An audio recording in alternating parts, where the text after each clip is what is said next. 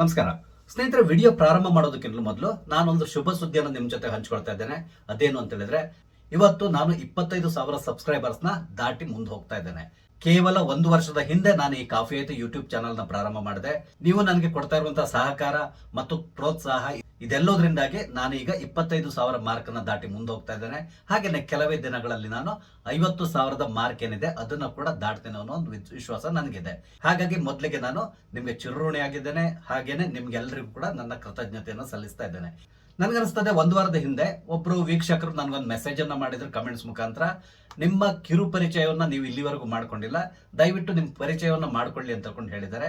ಖಂಡಿತವಾಗಿಯೂ ನನ್ನ ಪರಿಚಯವನ್ನ ನಿಮ್ ಜೊತೆ ಮಾಡ್ಕೊಳ್ಳೇಬೇಕು. ನಾನು ಕೂಡ ಅಷ್ಟೇ ಇದಕ್ಕಾಗಿ ಕಾಯ್ತಾ ಇದ್ದೆ. ಆದ್ರೂ ಕೂಡ ಏನೋ ಒಂದು ಮೈಲ್ ಸ್ಟೋನ್ ಅಂತ ಇರಬೇಕು. 25,000 ಸಬ್ಸ್ಕ್ರೈಬರ್ಸ್ ಆಗ್ಲಿ, ಹಾಗೇನೆ 1 ವರ್ಷ ಕಂಪ್ಲೀಟ್ ಆಗ್ಲಿ ಅಂತ ನಾನು ವೆಯ್ಟ್ ಮಾಡ್ತಾ ಇದ್ದೆ. ಈಗ 1 ವರ್ಷ ಕಳೆದು 1 ತಿಂಗಳು ಆಗಿದೆ. ಆದ್ರೆ 25,000 ಮಾರ್ಕ್ ಅನ್ನ ಇವತ್ತು ನಾನು ದಾಟ್ತಾ ಇದ್ದೇನೆ. ಹಾಗಾಗಿ ನಾಡ್ದು ಭಾನುವಾರ ದಿನ ನನ್ನ ಪರಿಚಯ, ನಾನು ಎಲ್ಲಿಂದ ಬಂದೆ, ಯಾಕೆ ಇದನ್ನ ಮಾಡ್ತಾ ಇದ್ದೇನೆ ಎಲ್ಲದನ್ನ ನಿಮ್ ಜೊತೆ ಹಂಚ್ಕೊಳ್ತೇನೆ. ಇದೇ ಸಂದರ್ಭದಲ್ಲಿ ನೀವು ಈಗ ನನ್ ಏನ್ ಸಹಕಾರ ಕೊಡ್ತಾ ಇದ್ದೀರೋ ಈ ಸಹಕಾರವನ್ನ ಮುಂದಿನ ದಿನಗಳಲ್ಲಿ ಕೂಡ ನಿಮ್ಮಿಂದ ನಿರೀಕ್ಷಿಸ್ತೇನೆ. ಸ್ನೇಹಿತರೆ, ಈಗ ಮುಖ್ಯ ವಿಷಯಕ್ಕೆ ಬರೋಣ. ಬಿಹಾರ ಚುನಾವಣೆ ನಡೀತು, ರಿಸಲ್ಟ್ ಕೂಡ ಬಂತು. ಈ ರಿಸಲ್ಟ್ ಬಂದ ಮೇಲೆ ಒಂದಂತೂ ಕ್ಲಿಯರ್ ಆಗಿರೋದು ಏನು ಅಂತ ಹೇಳಿದ್ರೆ, ಕಾಂಗ್ರೆಸ್ ಪಕ್ಷವನ್ನ ಬಿಹಾರದ ಜನತೆ ತಿರಸ್ಕರಿಸಿದ್ದಾರೆ ಅಂತ ತಿಳ್ಕೊಂಡು.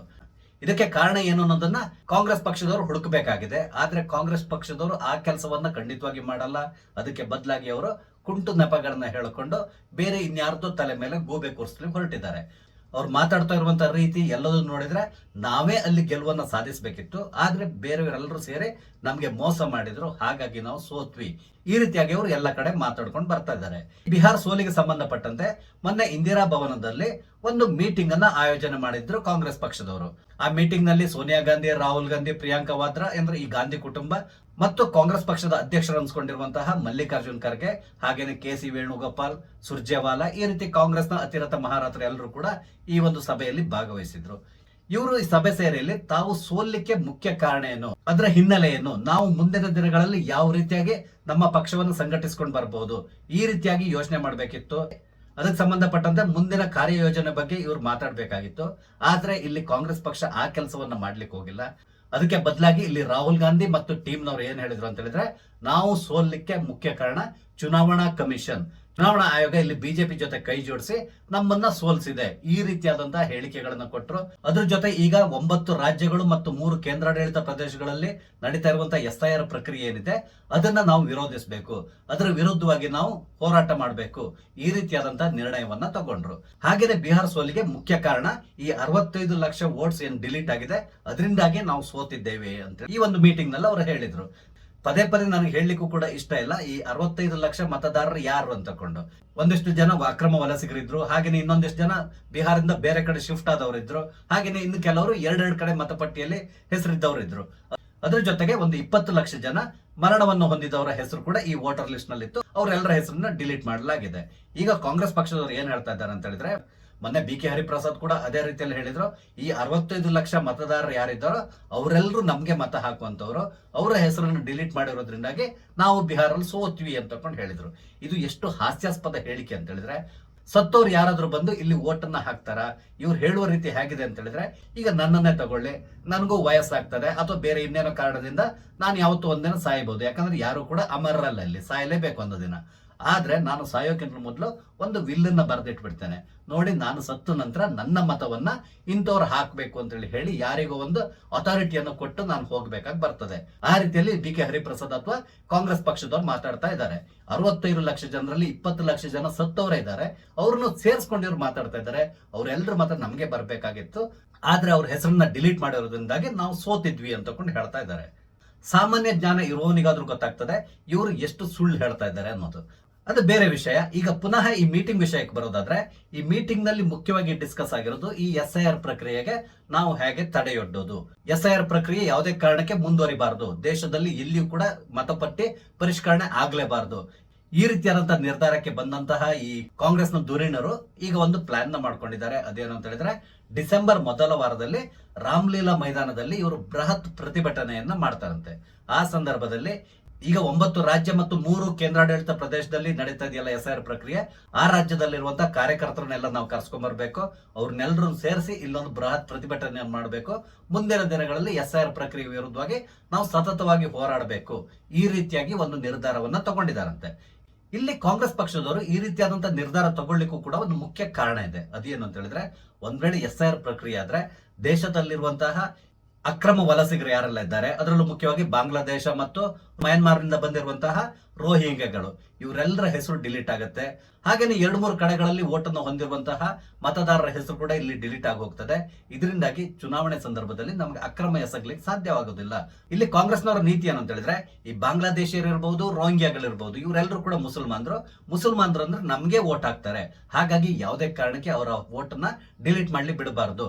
ಅವ್ರು ನಮ್ಮ ದೇಶದಲ್ಲಿ ಅಕ್ರಮವಾಗಿ ವಾಸಿಸ್ತಾ ಇದ್ರು ಪರವಾಗಿಲ್ಲ, ಅವರಿಗೆ ವೋಟರ್ ಐಡಿಯನ್ನು ಮಾಡಿಕೊಟ್ಟು ಅವರು ಸತತವಾಗಿ ನಮಗೆ ಸಪೋರ್ಟ್ ಮಾಡೋ ರೀತಿಯಲ್ಲಿ ನಾವು ನೋಡ್ಕೋಬೇಕು. ಈ ರೀತಿಯಾದಂತಹ ಇಂಟೆನ್ಷನ್ ಇಟ್ಕೊಂಡಿರುವಂತಹ ಕಾಂಗ್ರೆಸ್ ಪಕ್ಷ ಈಗ ಈ SIR ಪ್ರಕ್ರಿಯೆ ವಿರುದ್ಧವಾಗಿ ಹೋರಾಡ್ಲಿಕ್ಕೆ ಜನರನ್ನ ಎತ್ತಿ ಕಟ್ಟಲಿಕ್ಕೆ ಪ್ರಾರಂಭ ಮಾಡಿದೆ. ಈಗ 9 ರಾಜ್ಯ ಮತ್ತು 3 ಕೇಂದ್ರಾಡಳಿತ ಪ್ರದೇಶಗಳಲ್ಲಿ ಈ SIR ಪ್ರಕ್ರಿಯೆ ನಡೀತಾ ಇದೆ. ಯಾವುದೇ ರಾಜ್ಯದಲ್ಲೂ ಕೂಡ ಸಮಸ್ಯೆ ಇಲ್ಲ. ಆದ್ರೆ ಕೇವಲ 3 ರಾಜ್ಯಗಳು ಈ SIR ಪ್ರಕ್ರಿಯೆ ವಿರುದ್ಧವಾಗಿ ಕೋರ್ಟಿಗೆ ಹೋಗಿದ್ದಾರೆ. ನಿಮ್ಗೆ ಗೊತ್ತಿದೆ, ಕೇರಳ ಸರ್ಕಾರ ಇದನ್ನ ಮುಂದೂಡಿ ಅಂತ ಹೇಳ್ಕೊಂಡು ಕೋರ್ಟಿಗೆ ಹೋಗಿದ್ದಾರೆ. ಹಾಗೇನೆ ತಮಿಳುನಾಡು ಸರ್ಕಾರ ಕೂಡ ಇದನ್ನ ವಿರೋಧಿಸಿ ಕೋರ್ಟ್ ಮೆಟ್ಟಿಲೇರಿದೆ. ನಂತರ ಪಶ್ಚಿಮ ಬಂಗಾಳದ ಮಮತಾ ಬ್ಯಾನರ್ಜಿ ಅವರು ಕೋರ್ಟಿಗೆ ಹೋಗ್ಲೇಬೇಕು. ನಿಮ್ಗೆ ಗೊತ್ತಿದೆ ಮಮತಾ ಬ್ಯಾನರ್ಜಿ ಅವರ ಪರಿಸ್ಥಿತಿ ಹೇಗಾಗಿದೆ ಅಂತ ಹೇಳ್ಕೊಂಡು. ಈಗಾಗಲೇ ಅಲ್ಲಿ ಆಡಳಿತ ವಿರೋಧಿ ಅಲೆ ಇದೆ.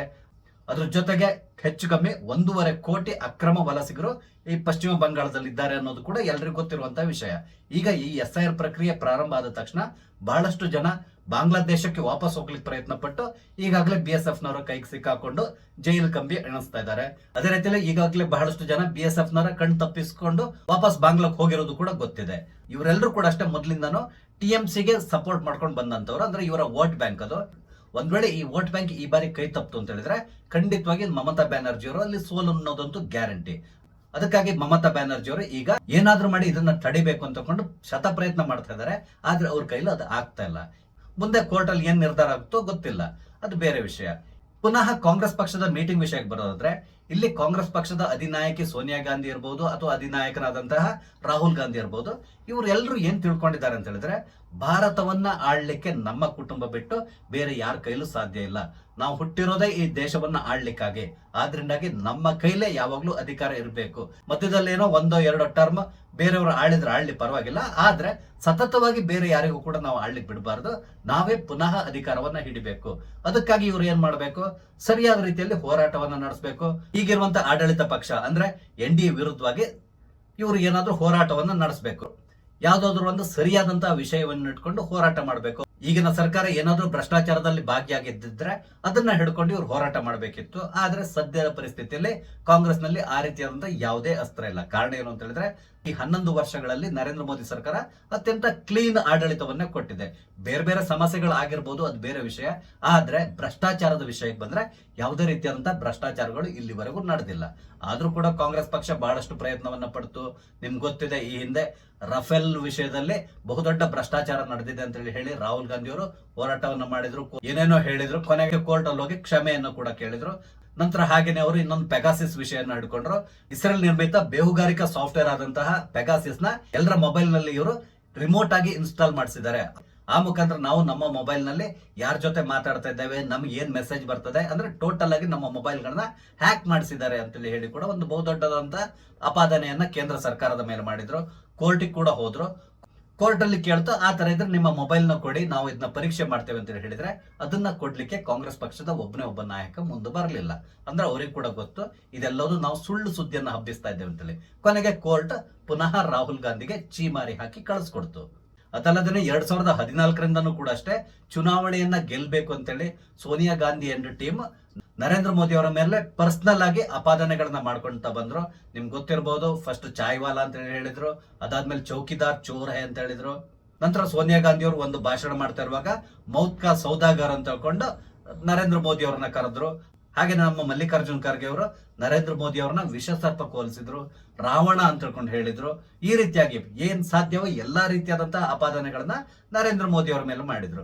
ಆದ್ರೆ ನರೇಂದ್ರ ಮೋದಿ ಅವರು ಈ ಎಲ್ಲಾ ಆಪಾದನೆಗಳನ್ನ ತಮ್ಮ ಅಸ್ತ್ರವಾಗಿ ಬಳಸ್ಕೊಂಡು ಇವ್ರ ಮೇಲೆ ವಾಪಸ್ ಪ್ರಯೋಗ ಮಾಡಿದ್ರು. ಹಾಗಾಗಿ ಕಾಂಗ್ರೆಸ್ ದಿನೇ ದಿನೇ ನೆಲಕಷ್ಟ ಬಂತು.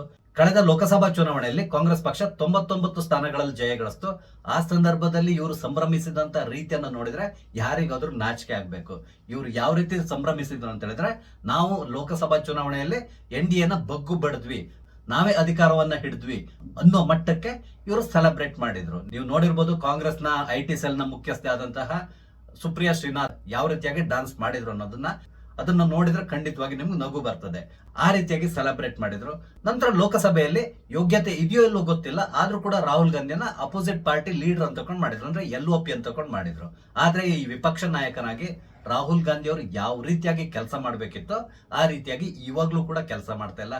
ಅತ್ಯಂತ ಬೇಜವಾಬ್ದಾರಿತನದಿಂದ ಲೋಕಸಭೆಯಲ್ಲಿ ನಡ್ಕೊಂತಾ ಇದ್ದಾರೆ. ನಿಮ್ಗೆ ಗೊತ್ತಿದೆ ಕಳೆದ ಕೆಲವು ವರ್ಷಗಳಿಂದ ಯಾವ ರೀತಿಯಾಗಿ ಲೋಕಸಭೆಯಲ್ಲಿ ಗದ್ದಲವನ್ನೇ ಮಾಡ್ಕೊಂಡು ಇವರು ಕಾಲಹರಣ ಮಾಡ್ತಾ ಇದ್ದಾರೆ ಅಂತ ತಗೊಂಡು. ನಾಡಿದ್ದು ಡಿಸೆಂಬರ್ 1ನೇ ತಾರೀಕಿಂದ ಚಳಿಗಾಲದ ಅಧಿವೇಶನ ಪ್ರಾರಂಭ ಆಗ್ತಾ ಇದೆ. ಈ ಚಳಿಗಾಲದ ಅಧಿವೇಶನ ಕೂಡ ಅಷ್ಟೇ ಖಂಡಿತವಾಗಿ ಸುಸೂತ್ರವಾಗಿ ನಡೆಸಲಿಕ್ಕೆ ಇವರು ಬಿಡೋದಿಲ್ಲ. ಈಗಾಗಲೇ ಇವ್ರ ಕೈಲಿ ಈ SIR ಅನ್ನೋ ಒಂದು ಆಯುಧ ಇದೆ. ಈ SIR ನ ಹಿಡ್ಕೊಂಡು ಇಡೀ ದಿನ ಲೋಕಸಭೆಯಲ್ಲಿ ಗಲಭೆಯನ್ನ ಮಾಡ್ಕೊಂಡು ಕಾಲಹರಣ ಮಾಡ್ತಾರೆ ಹೊರತು ಒಂದೇ ಒಂದು ಉತ್ತಮವಾದಂತಹ ಚರ್ಚೆಗಳಲ್ಲಿ ಇವ್ರು ಯಾರು ಭಾಗವಹಿಸೋದಿಲ್ಲ. ಚರ್ಚೆಯಲ್ಲಿ ಭಾಗವಹಿಸ್ಲಿಕ್ಕೂ ಕೂಡ ಏನಾದ್ರೂ ಸ್ವಲ್ಪ ನಾಲೆಜ್ ಇರಬೇಕಾಗ್ತದೆ. ಆದ್ರೆ ರಾಹುಲ್ ಗಾಂಧಿ ಅವ್ರಿಗೆ ಇರುವಂತಹ ನಾಲೆಜ್ ಎಷ್ಟು ಅನ್ನೋದು ತುಂಬಾ ಚೆನ್ನಾಗಿ ಗೊತ್ತಿದೆ. ಆದ್ರೆ ಕಾಂಗ್ರೆಸ್ ಪಕ್ಷದಲ್ಲಿ ಬಹಳಷ್ಟು ಜನ ಹಿರಿಯ ನಾಯಕರಿದ್ದಾರೆ, ನಾಲೆಜ್ ಇರುವಂತವರು ಕೂಡ ಇದ್ದಾರೆ. ಆದ್ರೆ ಅವ್ರು ಯಾರಿಗೂ ಕೂಡ ಈ ರಾಹುಲ್ ಗಾಂಧಿ ಅವ್ರು ಮಾತಾಡ್ಲಿಕ್ಕೆ ಅವಕಾಶವನ್ನು ಕೊಡೋದಿಲ್ಲ. ಏನಿದ್ರು ರಾಹುಲ್ ಗಾಂಧಿ ನಿಂತ್ಕೊಂಡು ಮಾತಾಡ್ಬೇಕು, ಅಥವಾ ಪ್ರಿಯಾಂಕಾ ವಾದ್ರಾ ಮಾತಾಡ್ಬೇಕು, ಅಥವಾ ಕೆಲವರು ಇದ್ದಾರೆ ಇವರ ಹಿಂಬಾಲಕರು, ಇವರಿಗೆ ಜೈ ಅಂತ ತಿಳ್ಕೊಂಡು ಇವ್ರ ಹಿಂದೆ ತಿರುಗುವಂತಹ ಒಂದು ಪಟಾಲಾಮ್ ಇದೆ, ಅವ್ರಿಗೆ ಮಾತ್ರ ಮಾತಾಡ್ಲಿಕ್ಕೆ ಅವಕಾಶ ಕೊಡ್ತಾರೆ ಹೊರತು ಬೇರೆ ಇನ್ಯಾರಿಗೂ ಇವರು ಅವಕಾಶವನ್ನು ಕೊಡೋದಿಲ್ಲ. ಇದು ಲೋಕಸಭೆಯಲ್ಲಿ ಸದ್ಯಕ್ಕೆ ಕಾಂಗ್ರೆಸ್ ಪಕ್ಷದ ಪರಿಸ್ಥಿತಿ. ಈಗ ಪುನಃ ಈ ಮೀಟಿಂಗ್ ವಿಷಯಕ್ಕೆ ಬರೋದಾದ್ರೆ, ಬಿಹಾರಲ್ಲಿ ಸೋಲಿಗೆ ನಿಜವಾದ ಕಾರಣ ಏನು ಅದನ್ನ ಇವ್ರು ಹುಡುಕ್ಬೇಕಿತ್ತು.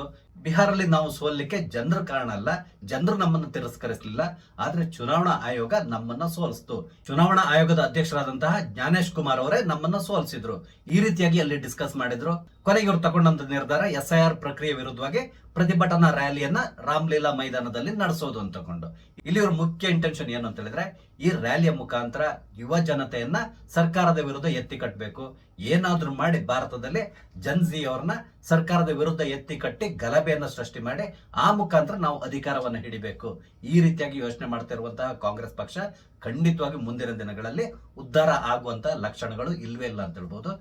ತಮ್ಮ ಗೋರಿಯನ್ನ ತಾವೇ ತೋಡ್ಕೊಂತ ಇರುವಂತಹ ಕಾಂಗ್ರೆಸ್ ಪಕ್ಷ ಕೆಲವೇ ವರ್ಷಗಳಲ್ಲಿ ಇತಿಹಾಸದ ಪುಟವನ್ನು ಸೇರೋದಂತೂ ನಿಶ್ಚಿತ ಅನಿಸ್ತಾ ಇದೆ. ಸ್ನೇಹಿತರೆ, ನಿಮ್ಗೆ ಏನ್ ಅನಿಸ್ತದೆ? ಕಾಂಗ್ರೆಸ್ ಪಕ್ಷ ಮುಂದಿನ ದಿನಗಳಲ್ಲಿ ಉದ್ಧಾರ ಆಗ್ತದ, ಅಥವಾ ಈಗ ಏನು ಅಧಪತನದ ಹಾದಿಯನ್ನು ಹಿಡಿದಿದೆ ಅದನ್ನೇ ಕಂಟಿನ್ಯೂ ಮಾಡ್ಕೊಂಡು ಹೋಗ್ತದ? ನಿಮ್ಮ ಅನಿಸಿಕೆಗಳನ್ನ ದಯವಿಟ್ಟು ಕಮೆಂಟ್ ಮುಖಾಂತರ ತಿಳಿಸಿ. ಸ್ನೇಹಿತರೆ, ಪುನಃ ನಿಮ್ಗೆ ಕೃತಜ್ಞತೆಯನ್ನು ಅರ್ಪಿಸ್ತಾ ಇದ್ದೇನೆ. ಇದೇ ರೀತಿಯಾದಂತಹ ಸಪೋರ್ಟ್ ಅನ್ನ ಮುಂದಿನ ದಿನಗಳಲ್ಲಿ ಕೂಡ ನಿಮ್ಮಿಂದ ಎಕ್ಸ್ಪೆಕ್ಟ್ ಮಾಡ್ತಾ ಇದ್ದೇನೆ. ನಾನಿಲ್ಲಿ ಹಂಚ್ಕೊಂಡಂತ ವಿಷಯ ನಿಮ್ಗೆ ಇಷ್ಟ ಆದ್ರೆ ಲೈಕ್ ಮಾಡಿ, ಶೇರ್ ಮಾಡಿ, ದಯವಿಟ್ಟು ನನ್ನ ಚಾನಲ್ ಸಬ್ಸ್ಕ್ರೈಬ್ ಮಾಡಿ. ನಮಸ್ತೆ, ಜೈ ಹಿಂದ್.